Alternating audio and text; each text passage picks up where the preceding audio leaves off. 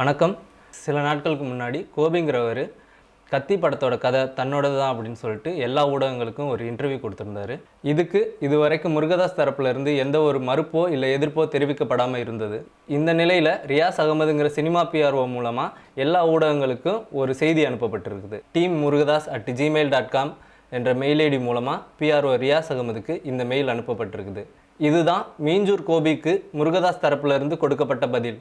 வந்த மெட்ராஸ், கத்தி ஆகிய 2 திரைப்படங்களும் ஹாலிவுட்டில் மாபெரும் வெற்றியை பெற்ற திரைப்படங்கள். இந்த 2 படங்களின் வெற்றிக்கு முக்கிய காரணங்களாக பொதுவாக ஊடகங்களில் கூறப்படுவது நல்ல அழுத்தமான கதை மற்றும் திரைக்கதை என்பதுதான். எனவே இந்த படங்களை இயக்கிய ரஞ்சித் மற்றும் முருகதாஸுக்கு பாராட்டுகள் குவிந்து வருகிறது. இந்நிலையில் இந்த 2 படங்களின் கதையும் தனக்கு சொந்தம் என்றும் தனது கதையை இந்த 2 இயக்குநர்களும் திருடி படங்கள் எடுத்து கோடி கோடியாய் சம்பாதித்துள்ளனர் என்றும் திடீரென ஒருவர் குற்றம் சாட்டியுள்ளார். அவர் பெயர்தான் கோபி. சார் நாங்க தூர்தர்ஷன் வரோம் சார், ஒரே ஒரு இன்டர்வியூ கொடுங்க சார். வணக்கம், நான் கதையாசிரியர் கோபி பேசுறேன். யாரா நீ? கூட்டத்துல ஒருத்தர் சார். ஓ, கூட்டத்துல ஒரு இந்தியாவுக்குள்ள வந்து பௌத்தம் வளர்ச்சி அதை பற்றி பேசுறேன். பல்லவர்களை பற்றி பேசுறேன். காஞ்சிபுரத்தினுடைய கடைசி மன்னர்களை பற்றிலாம் நான் பேச ஆரம்பிச்சேன். நான் முழு நேர அரசியல்வாதியா இருக்கேன். நிறைய புத்தகங்கள்லாம் எழுதியிருக்கேன், பார்த்திருக்கேன். கோபி, நீங்க அவசரப்படாதீங்க. அஜித் கிட்ட பேசியிருக்கிறோம். எந்த படத்துக்கு? இந்த என் கதைக்கு சத்திய சோதனை. அதை பேஸ் பண்ணி தான் நான் வந்து மூத்தகுடின்ற பேர்ல ஒரு கதை சொல்றதுக்கு விஸ்வசுந்தர் கம்பெனிக்கு போனேன். இவன் பிரில்லியன்ட் சார். நாம இவனை கிண்ணோம்னா பல வெரைட்டிஸ்ல சீன் கிடைக்கும். பேச்சு கொடுங்க. அதுல குறிப்பாக ஒரு தலித் சினிமா பண்ண வந்துடுறேன். ஒடுக்குமுறைக்கு உள்ளாக்கப்பட்ட இஸ்லாமியர்களை பற்றி இங்கே யாருமே பெருசா படம் எடுக்கிறது இல்ல. நான் இன்ன வரைக்கும் இஸ்லாமியர்களை பற்றி திருடர்களாக தான் இங்க சித்தரிக்கப்பட்டிருக்கிறாங்க. இங்க ஆடு மேய்க்கிறவங்க வேற, வாத்து மேய்க்கிறவங்க வேற, மாடு மேய்க்கிறவங்க வேற, பன்றி மேய்க்கிறவங்க. தேவரேன்ற என்ன சிங்கம் கதையை சொல்லி ஜாதி சண்டை இழுத்து விட்டு என்ன கொல்ல பாத்தியடா. பாரா இங்க பாரா, உன்னை சும்மா விடமாட்டேன்டா. கோடி கோடியாக இந்த பணம் வந்து சம்பாரிச்சிருக்குது. அப்போ அந்த சம்பாதிப்பில் என்னுடைய உழைப்பு என்பது மிக பிரதானமான பங்கு வச்சிருக்குது. அப்போ பணம் என்பது எனக்கு நியாயமானது தான். நான் வந்து அப்போ சொன்னேன், சார் எந்த சூழ்நிலையும் எனக்கு பணம் பிரதானமானது கிடையாது.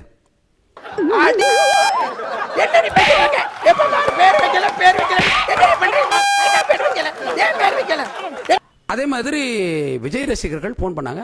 ரொம்ப நேர்மையா அவங்க என்ன அணுகுனாங்க. அவங்க பேசும்பொழுது ரொம்ப அவங்க கிட்ட வந்து ஒரு நேர்மை இருந்துச்சு. பிஞ்சு ஒரு வாரம் ஆச்சு.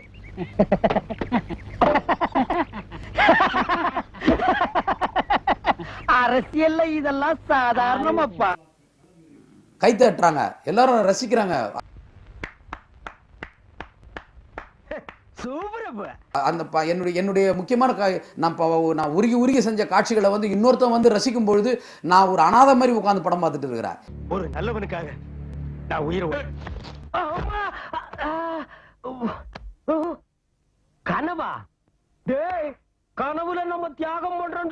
தான் வந்து நான் வந்து புத்தரை பற்றி ஒரு ஸ்கிரிப்ட் பண்ண வேண்டிய ஒரு தேவை வந்துச்சு. ஒரு நண்பர்கள் வந்து புத்தரை பற்றி ஒரு லைஃப் ஹிஸ்டரி பண்ண போறோம் அப்படின்னு சொல்லிட்டு என்ன வந்து கேட்டாங்க. அண்ணே, நீங்க பெரிய ஆளுண்ணே. உனக்கு தெரியுது, நம்ம ஊர் ஜனங்களுக்கு தெரியலையே. இதெல்லாம் நீ போய் சொல்லணும்டா. இன்னைக்கு கூட அவங்க வந்து எனக்கு ஒரு ஓப்பன் ஆர்குமெண்ட்ஸ்குள்ள அவங்க வரட்டும், என் முன்னால வந்து பேச சொல்லுங்க. இன்னைக்கு பௌத்தத்தை பத்தி என்கிட்ட பேச சொல்லுங்க. இன்னைக்கு இதே பௌத்த தர்மத்தை பற்றி பேச சொல்லுங்க. ஐயோ, கடனுக்குள்ள ஓப்பன் அண்டு வரத்து தின்னுட்டு இருப்பான். அவங்க கிட்ட கேடு பதில் சொல்லுவான். பதில் சொல்லுவேன். அரே பாந்தனா கூறு கிளட்டி மிதிச்சு போடுவேன். பிரமாதமா பண்றீங்க.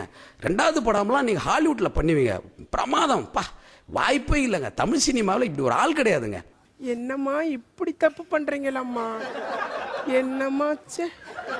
இதேபோல் தன்னுடைய இன்னொரு கதை கருப்பர் நகரம் என்ற பெயரில் படமாக்கப்பட்டது என்றும், ஆனால் எதிர்பாராத சூழ்நிலையில் அந்த படம் பாதியில் நின்று விட்டதாகவும், அதே கதையை கொஞ்சம் கூட மாற்றாமல் ரஞ்சித் மெட்ராஸ் படத்தை எடுத்து விட்டதாகவும் அவர் குற்றம் சாட்டியுள்ளார்.